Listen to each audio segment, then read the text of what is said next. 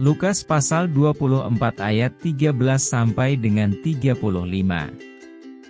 Pada hari itu juga dua orang dari murid-murid Yesus pergi ke sebuah kampung bernama Emmaus, yang terletak kira-kira 7 mil jauhnya dari Yerusalem. Dan mereka bercakap-cakap tentang segala sesuatu yang telah terjadi. Ketika mereka sedang bercakap-cakap dan bertukar pikiran, datanglah Yesus sendiri mendekati mereka, lalu berjalan bersama-sama dengan mereka. Tetapi ada sesuatu yang menghalangi mata mereka, sehingga mereka tidak dapat mengenal Dia. Yesus berkata kepada mereka, "Apakah yang kamu percakapkan sementara kamu berjalan?" Maka berhentilah mereka dengan muka muram. Seorang dari mereka, namanya Kleopas, menjawabnya, "Adakah engkau satu-satunya orang asing di Yerusalem, yang tidak tahu apa yang terjadi di situ pada hari-hari belakangan ini?" Katanya kepada mereka, "Apakah itu?" Jawab mereka, "Apa yang terjadi dengan Yesus orang Nazaret? Dia adalah seorang nabi, yang berkuasa dalam pekerjaan dan perkataan di hadapan Allah dan di depan seluruh bangsa kami.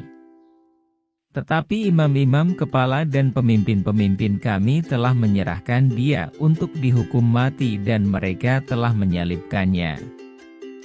Padahal kami dahulu mengharapkan bahwa Dialah yang datang untuk membebaskan bangsa Israel. Tetapi sementara itu telah lewat 3 hari, sejak semuanya itu terjadi. Tetapi beberapa perempuan dari kalangan kami telah mengejutkan kami, pagi-pagi buta mereka telah pergi ke kubur, dan tidak menemukan mayatnya. Lalu mereka datang dengan berita, bahwa telah kelihatan kepada mereka malaikat-malaikat, yang mengatakan, bahwa Ia hidup.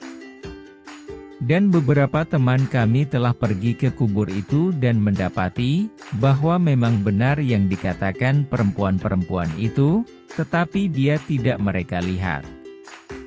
Lalu Ia berkata kepada mereka, "Hai kamu orang bodoh, betapa lambannya hatimu, sehingga kamu tidak percaya segala sesuatu, yang telah dikatakan para nabi. Bukankah Mesias harus menderita semuanya itu untuk masuk ke dalam kemuliaannya?" Lalu Ia menjelaskan kepada mereka apa yang tertulis tentang Dia dalam seluruh kitab suci, mulai dari kitab-kitab Musa dan segala kitab nabi-nabi. Mereka mendekati kampung yang mereka tuju, lalu Ia berbuat seolah-olah hendak meneruskan perjalanannya. Tetapi mereka sangat mendesaknya, katanya, "Tinggallah bersama-sama dengan kami, sebab hari telah menjelang malam dan matahari hampir terbenam." Lalu masuklah Ia untuk tinggal bersama-sama dengan mereka. Waktu Ia duduk makan dengan mereka, Ia mengambil roti, mengucap berkat, lalu memecah-mecahkannya dan memberikannya kepada mereka. Ketika itu terbukalah mata mereka dan mereka pun mengenal Dia, tetapi Ia lenyap dari tengah-tengah mereka.